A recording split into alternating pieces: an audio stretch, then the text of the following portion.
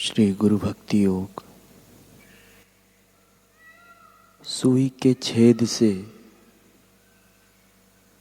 ऊंट गुजर सके, इससे भी अत्यधिक मुश्किल बात है गुरु कृपा के बिना ईश्वर कृपा प्राप्त करना। जैसे पानी को दूध में डाला जाए तो वह दूध में मिल जाता है और अपना व्यक्तित्व गंवा देता है, वैसे ही सच्चे शिष्य को चाहिए कि वह अपने आप को संपूर्णतः गुरु को सौंप दे, उनके साथ एक रूप हो जाए।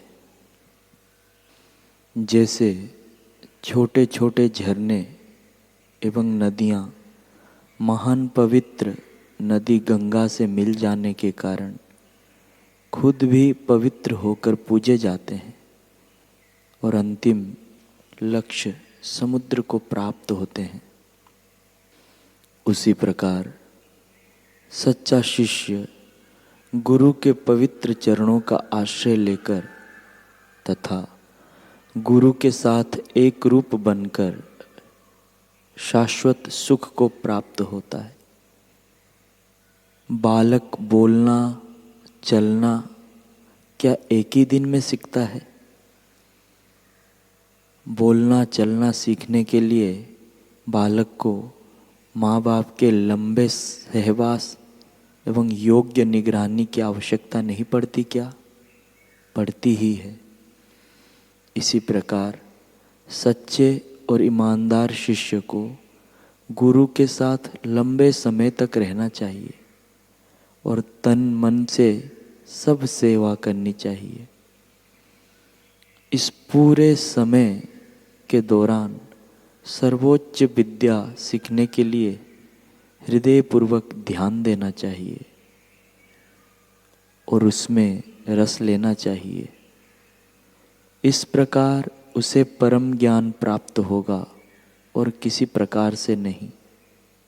कल्प वृक्ष, कामधेनु और चिंतामणि मांगने वाले को उसका मनोवांछित वरदान अवश्य देते ही है।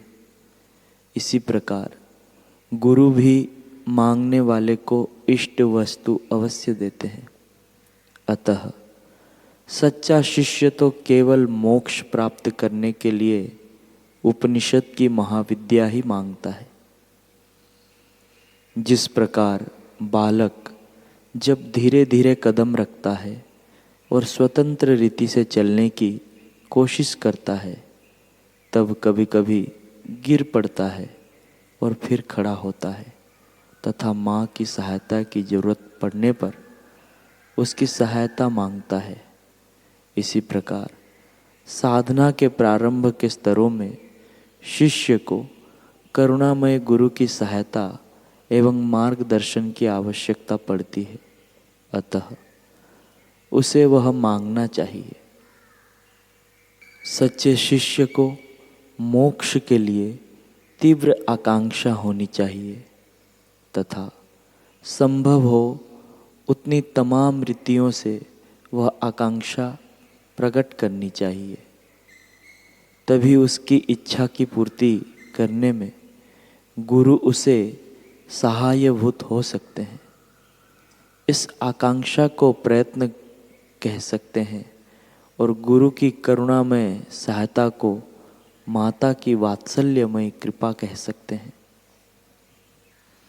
जैसे सूर्योदय होते ही तमाम अंधकार का तुरंत नाश हो जाता है, वैसे ही गुरु कृपा उतरते ही शिष्य के मन में आवरण और अविद्या का तुरंत नाश हो जाता है।